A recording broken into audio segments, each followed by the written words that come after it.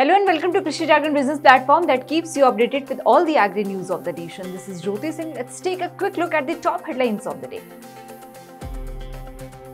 Prime Minister Narendra Modi inaugurates North-East First Vande Bharat, revolutionizing rail connectivity in the region.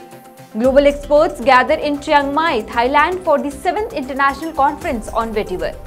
India supports global food security, allows export of broken rice to assist other nations in meeting their dietary needs. Niti Aayog announces 50% of arable land now accessible to irrigation for the first time. Online registration begins for farmers adopting direct sowing of paddy. Hyderabad gear up for Yoga Day, excitement builds as countdown begins. Helmand province's water crisis deepens, resident alarmed as river runs dry in Afghanistan. Multiple US states enforce bans on Chinese farmland purchases. Now the news in detail. Prime Minister Narendra Modi inaugurated the first Vande Bharat Express train for the northeastern region of Assam, which will run from Guwahati to New Jalpaiguri station in West Bengal. The recently launched Vande Bharat Express will complete the journey in approximately 5.5 hours, making it faster than the current fastest train that takes around 6.5 hours for the same route. The commencement of this train makes a significant milestone in enhancing train connectivity for Assam and the wider northeast region. Prime Minister Narendra Modi during the flag-off ceremony in Assam expressed that this Vande Bharat Express will not only benefit the local population but also boost the state's tourism industry. 7th International Conference on Vetiver commenced in Chiang, Thailand today. This 4-day event is centered around harnessing the potential of vetiver grass to enhance soil and water conservation efforts. Paying tribute to the esteemed King Bhumi Bol Abdul Deez the Great for his exceptional contribution to the advancement and implementation of vetiver grass technology. By commemorating His Majesty's invaluable achievement, the ICV7 aims to foster global awareness and application of this groundbreaking technology for sustainable soil and water conservation. The agri-media network in the world has brought out a special edition on the 7th conference and offered it to the princes. Yes. And what do you think about the support from agriculture world? The founder, Mr. Dominic, is here with you. Yes, it's fantastic. I mean, what is it? 40% of the world's small farmers are in India. Between India and China, you have probably 3/4 of the world's farmers.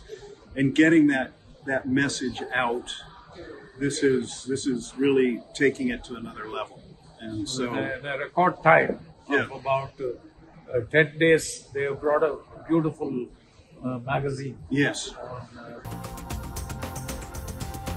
Despite the ban on broken rice exports, the government has recently approved shipments of broken rice to meet the food security needs of other nations. A notification from the Directorate General of Foreign Trade states that while the export policy prohibits broken rice exports, exceptions can be made upon the permission granted by the Government of India, based on requests from other countries for food security reasons. According to a report from Mint, on May 25, India plans to send over 1.05 million tons of food grains to Nepal, Indonesia, Senegal and the Gambia as a part of its economic diplomacy efforts in the first half of the current fiscal year.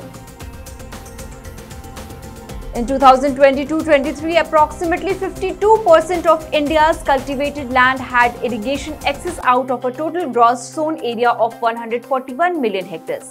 This marks the first time that more than half of the country's cultivation has been equipped with assured irrigation. The expansion of micro-project with a higher water use efficiency has played a key role in this achievement. Analysts believe that this increased irrigation coverage, especially in dry land agriculture zones like Telangana and Andhra Pradesh, will help mitigate the impact of dry summer and patchy monsoons.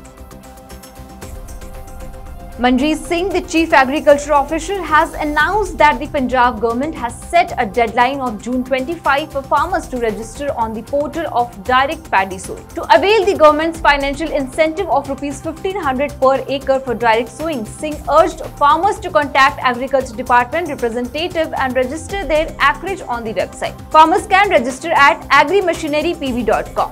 Singh also mentioned that representative and staff from district and block level offices in Moga will be present to assist farmers in this process. On June 5, World Environment Day unites millions nationwide to raise awareness and take action for the environment. The Indian government's Ministry of Environment, Forest and Climate Change will emphasize Mission Life during their 2023 celebrations. Mission Life promotes sustainable lifestyle and practices as proposed by the Honorable Minister at the UNFCCC COP26 in 2021. Extensive nationwide mobilization on life are planned leading up to the event. Helmand provinces in Afghanistan is grappling with this severe water shortage, leading to dire consequences and heavy losses for its residents, particularly those reliant on agriculture for their livelihoods. The region heavily depends on agriculture as the primary and sole source of income. According to an English daily, the Musa Kola region, the only river in the area, has dried up, exacerbating the desperate situation faced by the local population.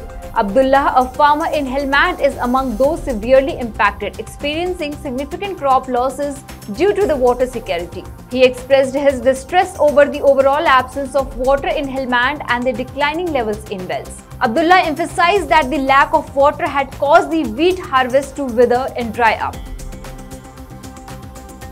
The issue of China acquiring land in the United States has gained significant attention, leading state and federal politicians to intensify their actions in response to perceived threats from Beijing. According to a report from the Hill, data from the US Department of Agriculture indicates that Chinese ownership of US farmland has increased five-fold in the past decade. China's ownership has risen from 69,000 acres in 2011 to nearly 384,000 acres in 2021, accounting for approximately 1% of the total foreign-owned farmland in the US, which stand at 3%. Lawmakers in more than 24 states have recently passed or considered legislation aimed at restricting Chinese purchases of US farmland.